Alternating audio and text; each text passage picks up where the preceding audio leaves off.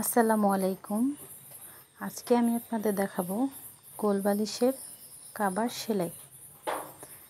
এর আগের ভিডিওতে দেখিয়েছি কাবার কাটিং, এই ভিডিওতে দেখাবো কাবার সেলাই।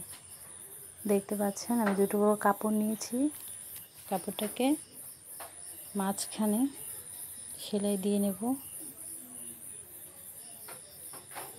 এটার উপর আবার চাপ সেলাই দিয়ে নেব।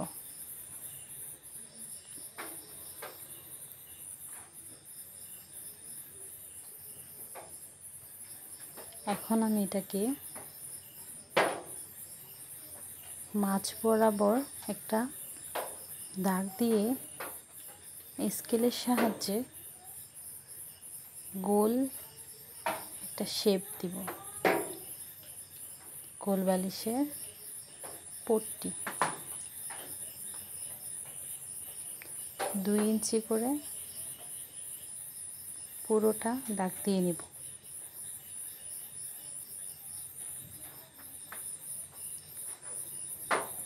দাগ দেওয়া হয়ে গেছে, এবার কেটে নিব। কাটা হয়ে গেছে, এটাকে আমি এক সাইডে রেখে দেব। এবার আমি কোল বালিশের কাভারটি নিয়ে এক মাথায় ফিতা ঢোকানোর জন্য ঘর করে নেব। এবার আমি 1 ইঞ্চিতে একটা দাগ কাটবো, 2 ইঞ্চিতে একটা দাগ কাটবো, 3 ইঞ্চিতে একটা দাগ কাটবো। এটাকে আমি সেলাই করে নেব। দেখতে পাচ্ছেন এখানে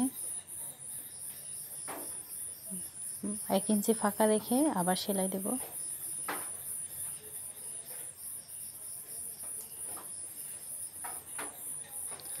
তারপর এটাকে আমি পুরোটা সেলাই করে নিব।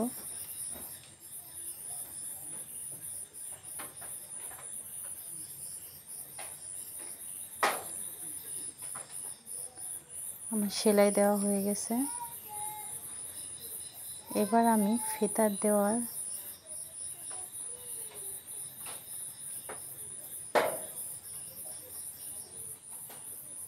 ঘর করে নেব। এক মাথা মুড়িয়ে, এই যে দেখতে পাচ্ছেন আমি কি করে করতেছি, ঠিক এভাবে সেলাই করে নেব। ফিতার ঘর তৈরি করতেছি।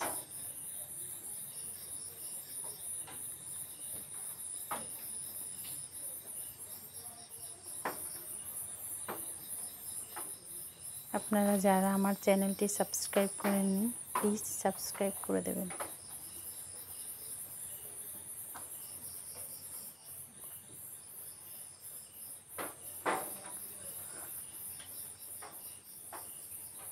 তো সেলাই করা হয়ে গেল ফিতার ঘরটি। এবার পট্টি লাগিয়ে নেব। এই যে দেখতে পাচ্ছেন পট্টির কাপড়টি রেখে কুচি দিয়ে নিচ্ছি।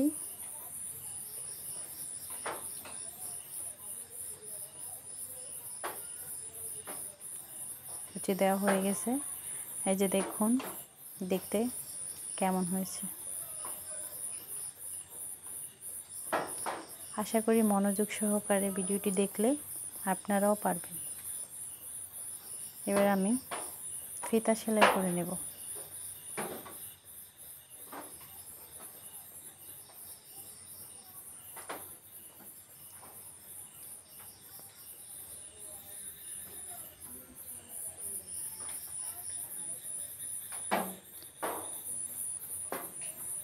ফিতাটি সেলাই করা হয়ে গেছে। এবার আমি ফিতার দুইটা মাথায় দুইটা ফুল লাগিয়ে নেব। এই যে দেখছেন আমি দুইটা কাপড় নিয়েছি, 2 টুকরা কোনাকুনিভাবে ফিতাটা রেখে সেলাই করে নেব।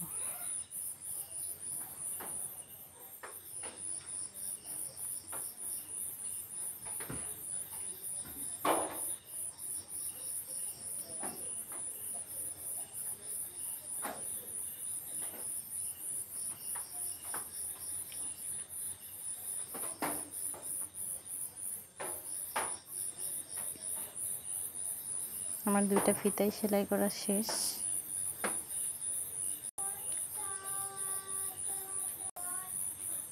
দুইটাকে আমি একটু রাউন্ড করে কেটে নেব। তারপরে এই যে দেখতে পাচ্ছেন ফুল দুইটা লাগানো হয়ে গেছে ফিতায়।